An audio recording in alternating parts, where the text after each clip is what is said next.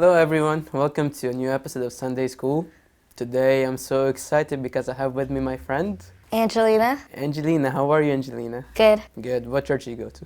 St. Mark Orthodox Church. Nice. Today we have a very nice special topic. We're going to be talking about one of the popes of the church. Do you know which pope? Peter. Pope Peter. Okay. Okay, what number is he in the patriarchs? The second. No, he's actually the 17th patriarch of St. Mark. So the first pope was St. Mark, okay? And then after St. Mark, we had a lot of popes come. So Pope Peter was a 17th patriarch or pope, okay? And he has a name. He has like a nickname or description. We call him something. We call him the seal of the, do you know? The martyrs. Yes, good job. So the seal of the martyrs, right? Anyways, so Pope Peter was a shepherd of the church. You know what does a shepherd, or what does the word shepherd mean, or what does a shepherd do? A shepherd watches over sheep so they won't run away or get hurt. Exactly. So if we take that and apply it to the Pope, so what does the Pope do as a shepherd? He watches over the church. Yes, good job. So he does watch over the church. And so does he love his people? Yes. Yes, just like the shepherd loves his sheep and he watches over them. Anyways, so as we said, Pope Peter was called the seal of the martyrs, okay? So let's start by talking before he became a pope, okay? So we said he was the 17th, what? Pope. So before him we had the Pope number 16. His name was Pope Theonis, okay? So Pope Peter, before being a pope, he was a priest.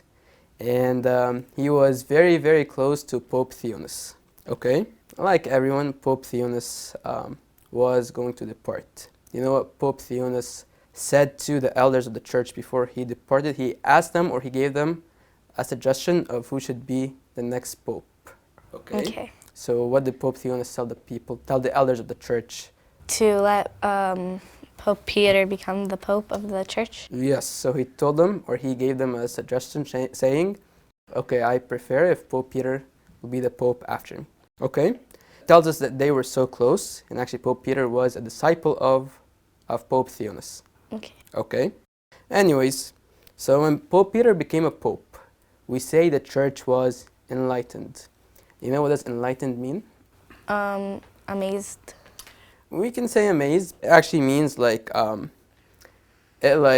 gained a lot of knowledge through his teachings, okay? So through the teachings of Pope Peter, the church gained a lot of knowledge, okay?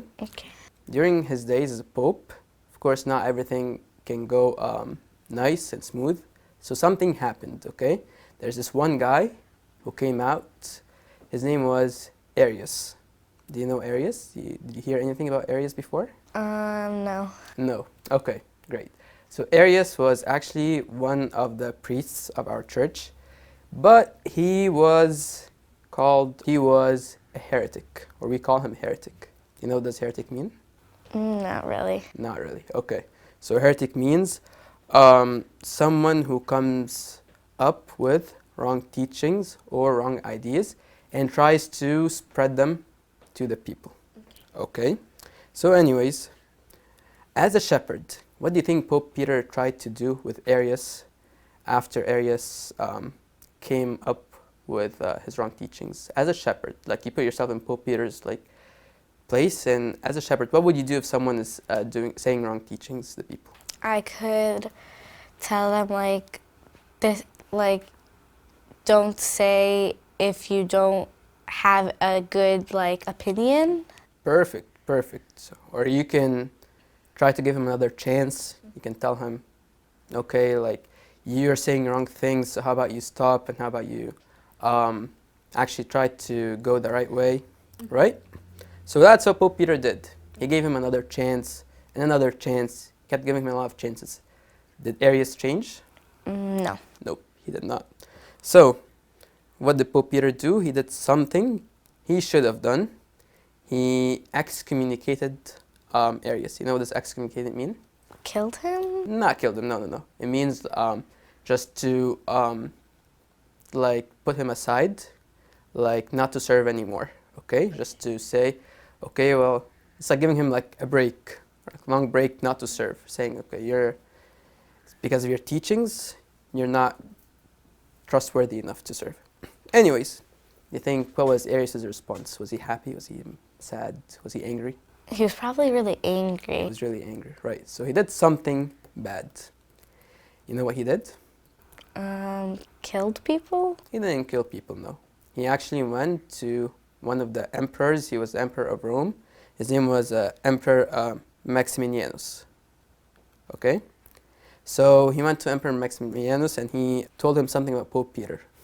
So the emperor of Rome at that time, Emperor Maximianus, was a pagan emperor, okay? You know what does a pagan emperor mean? Like, or a pagan person? No. Okay, so pagan emperor means that he's worshipping the idols, or he doesn't confess that there is like one God, okay?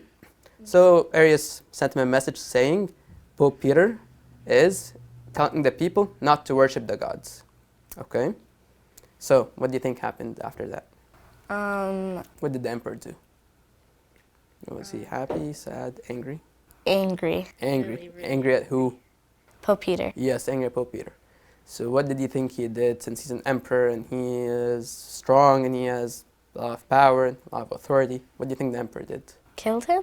Not quite yet, okay. But he sent soldiers to Egypt, to Alexandria, actually where the Pope was, because the Pope was at Alexandria. And he told the soldiers to go and imprison the Pope, okay? Imprison him first and then probably kill him after, okay? So, when Pope Peter knew that the soldiers were coming for him, what do you think the Pope did? Did he run away? No. No. So what did he do? He stayed and kept praying to God to give him the strength. Yes, so he was brave enough to stay where he is. He didn't go hide, he didn't run away. He stayed in his place. And so the soldiers came and they took him, okay? So as we said, Pope Peter is a shepherd, okay? He's watching over the church, not over the church only, but over the people of the church. And the people, the Christians, they loved Pope Peter so much. So what do you think was the reaction of the people when they heard that their Pope was arrested by the soldiers of the emperor? Were the people happy? No, they were probably very mad, but not like, so they didn't start like fighting. Okay, that's exactly what happened. So they were mad, so they actually went in front of the prison where the Pope was, okay? And they stayed there and they were asking for the Pope to be delivered out of prison, okay? So they did that because they love him, okay? So they want him to be safe and they don't want him to be in prison. When Pope Peter heard that, or when he knew that the people were asking for him outside, do you think, what was his reaction? Was he happy? Did he ask to leave prison, or what did he do? He didn't really ask to leave prison, he just stayed there quiet. Yes, he stayed there quiet. And Pope Peter, because he was a shepherd of the church, he did something that we all have to learn from. So Pope Peter, of course, he prayed and he asked God to be with him, but also he knew that if he would be delivered to death, that would actually be good for the Christian people. Why is that? Why do you think is that? Like, I'm the Pope and the people are asking for me outside, but I decide instead I'll die for the people.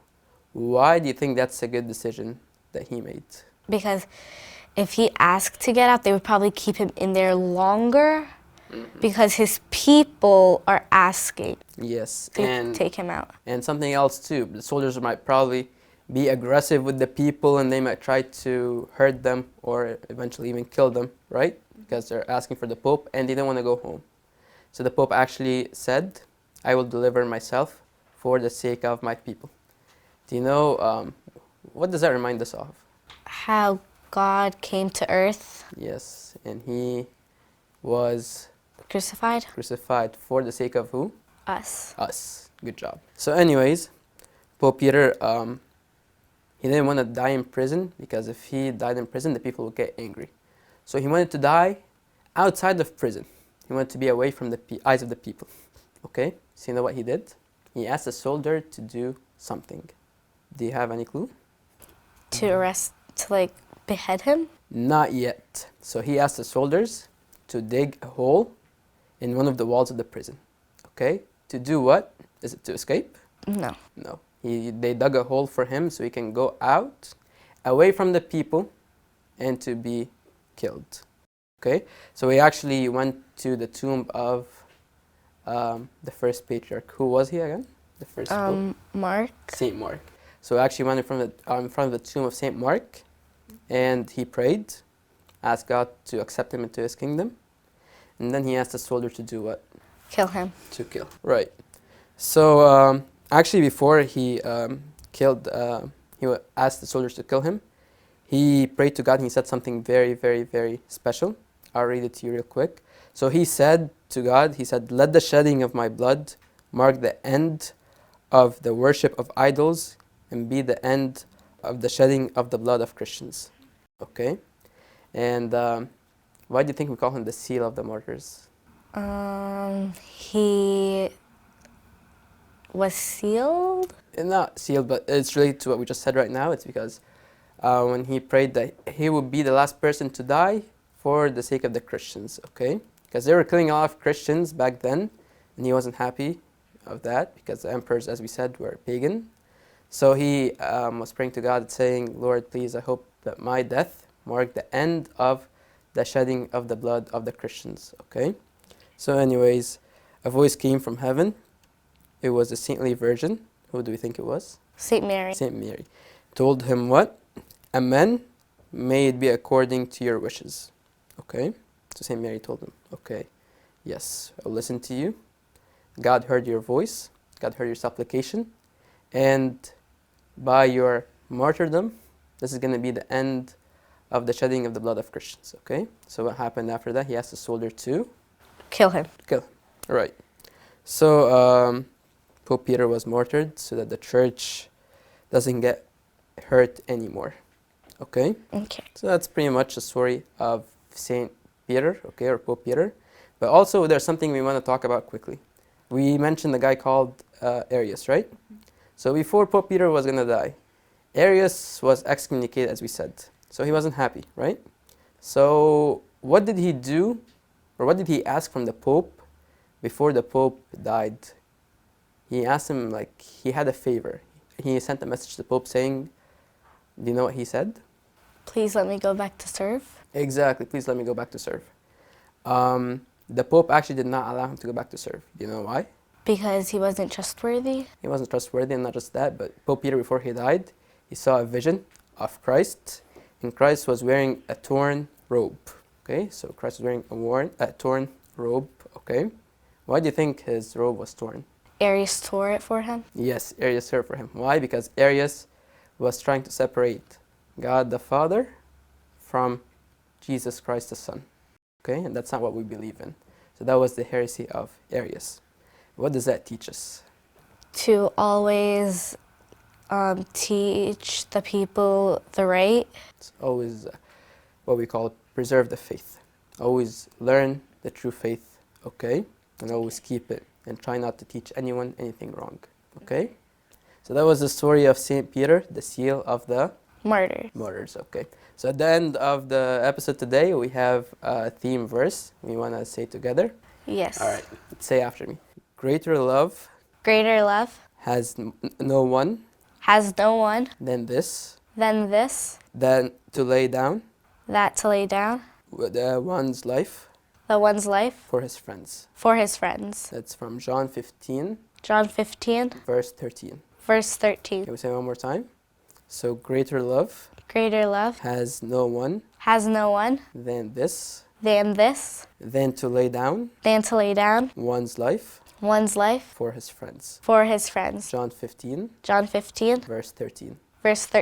All right, and that was the end of our episode for today. I hope to see you all next time, and I hope we learned something from today's lesson. Can we say bye to our friends? Bye.